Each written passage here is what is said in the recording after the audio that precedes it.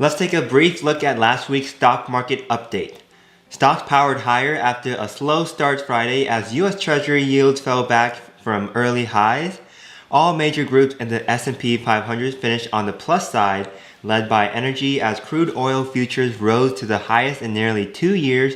The 10-year Treasury yield, which has popped to 1.62% after US job data came in stronger than expected, gave back 6 basis points to finish at 1.56%.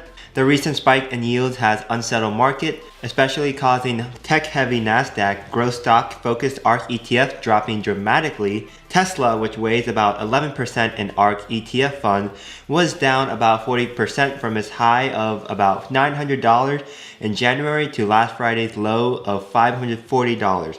Bitcoin is now at $48,654, consolidating around the 48 to 49K for the week. Currently, Sunday, March 7th, Bitcoin is at $51,000. Because it looks like that currently the market, especially the tech company heavy Nasdaq, is in a correction, I presented this in video number 38. I would like to expand this chart a little bit. Hey everyone, Simon Says Money here. Welcome back to another video. I create videos on stocks, investing. Don't forget to like and subscribe and join along as we try to achieve financial freedom. As a disclaimer, I'm not a financial advisor or CPA. Please use your own investment decision, and this is for entertainment purposes only. Now let's get on to this video. Last September/October, that small correction went through 3 waves, A, B, and C. It started on September 2nd and started going up on November 2nd, a total of about 60 days. It crossed both 30-day moving average and the 50-day moving average, but did not touch any of the 100-day moving averages. Now the Nasdaq's chart briefly touched the 100-day moving average, but didn't cross the 100-day moving average. That's good news. I believe that we are in the wave of A, right here, started on February 16th, and I believe that last Friday the wave A finished, and the Nasdaq has started the wave B. I estimate the wave B will last 2 to 4 weeks. I will act accordingly based on this analysis. For sure, I am not supposed to time the market. Timing the market is dangerous, but I need to take action next week based on my analysis, and I believe everyone's times the market more or less. It's always a combination of investment and speculation at the stock market. Now, maybe the speculation portion is a bit more. Therefore, this analysis is just for myself, and I'd like to share my opinion with you. Please don't take this analysis as an investment advice. Early 2018, we also saw a W-shaped recovery, or the waves A, B, C shape. So it went down, back up, went down, and then it kept going up and up. Late 2018, early 2019, it was different. The Nasdaq chart crossed the 200-day moving average. If the chart crosses the 200-day moving average, it will be a completely different situation, and we can see we have multiple W's, as you would say, up and down and all the way to right here, the end of 2018, and it started going back up. Last February and March, the chart crossed the 200-day moving average very quickly due to the pandemic, and this was a V-shaped recovery.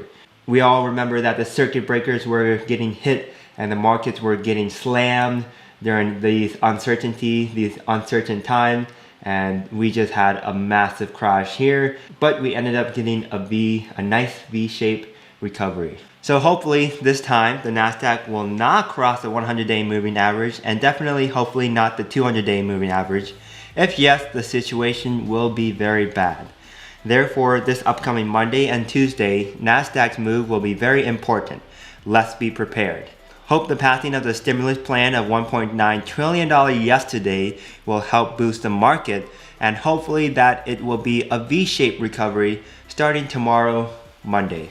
Okay, today I would like to focus on Bitcoin related topics. Charlie Munger, Vice Chairman of Berkshire Hathaway and Warren Buffett's longtime business partner, said a few days ago, "I don't think Bitcoin is going to end up in the medium of exchange for the world. It's too volatile to serve well as a medium exchange." Asked about Bitcoin's price and Tesla's potential market cap of $1 trillion, Munger said, "I don't know which is worse." A month ago, we saw the news that Tesla bought $1.5 billion in Bitcoin and plans to accept it as payment. This leads Tesla to being number 2 of the top Bitcoin holder. MicroStrategy is clearly holding the most Bitcoins in the US. So on Bitcoin, should we listen to Warren Buffett or Elon Musk? Should we invest in Bitcoin or not?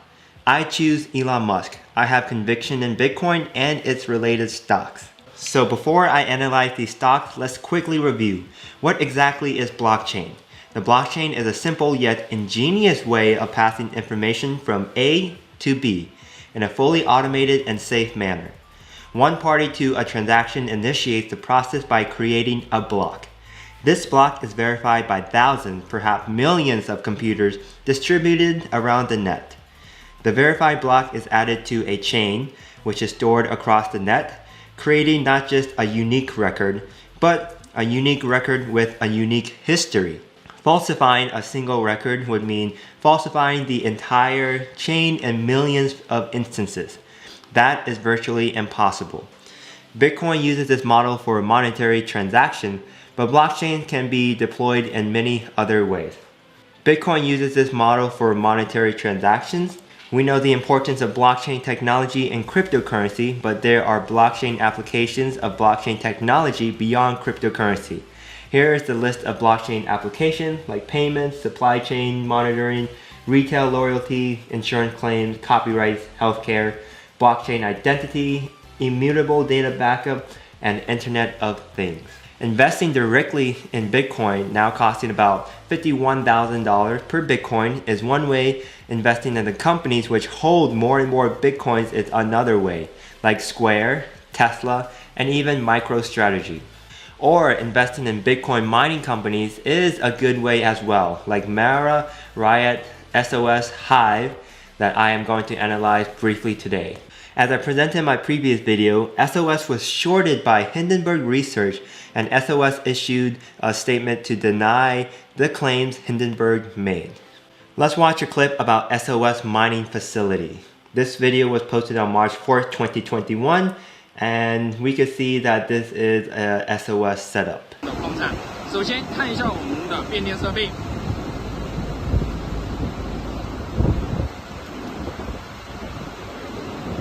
这边是我们的变电设备，然后我们现在去参观我们的矿产。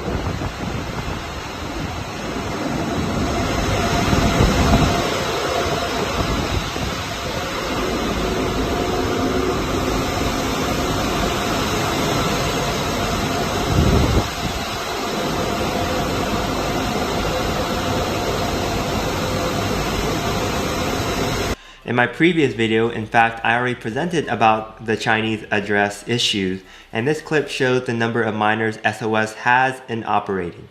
Okay, the facility looks shaky, but I believe that most small companies in China look shaky in appearance. They focus more on the output, productivity, and efficiency. They are results oriented. Going to China every 1 or 2 years myself, I know what it's like for various Chinese companies out there.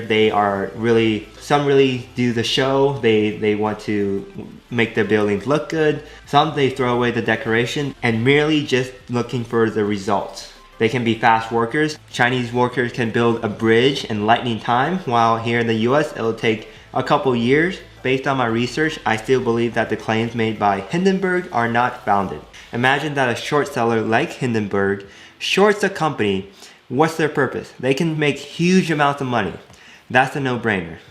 For SOS, the chart, we can see that the Hindenburg had really affected its stocks at this point, but it has been going up and now it's consolidating a little bit. Bar chart gives a buy rating for SOS even during this turbulent market and Hindenburg's claim.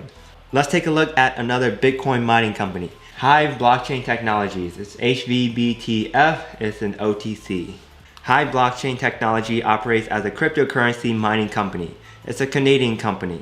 It's important to note that the EPS is positive, so the company is profitable, and this has a similar chart to what Bitcoin has, going up and then going down slightly, consolidating, going down again, and now is back up. Currently trading at $3.49. Bar chart gives this a buy rating, 88% buy. The following two Bitcoin miners are my favorite, Mara and RIOT. It's noted that Marathon Patent holds a lot of Bitcoin. It is number 5 top Bitcoin holder, and with the increase of their mining capacity, their Bitcoin numbers will go up significantly. Marathon Digital, MARA, is currently trading at $30.03, and we can see it's been going down a little since mid-February. Marathon's Bitcoin mining is the number 1 Bitcoin miner in the US with a hash rating of 2.49. An estimated hash rating of 10.3 for 2021, definitely the number 1 in the US. Bar chart gives Mara a buy rating, 88% buy. Now let's take a look at RIOT. RIOT, right? Blockchain consolidating as well, like all these other blockchain stocks. RIOT blockchain announced recently that it will achieve an estimated hash rate of 1.06 exahash per second with the deployment of the newly received 2002 S19 Pro Ant miners. And RIOT is number 2 in this graph with a hash rate of 1.06, and its 2021's hash rate is expected to reach 3.8, securing its number 2 position in the US. Bar chart gives RIOT a buy rating, an 88% buy. That's it for today's video. Thanks so much for watching.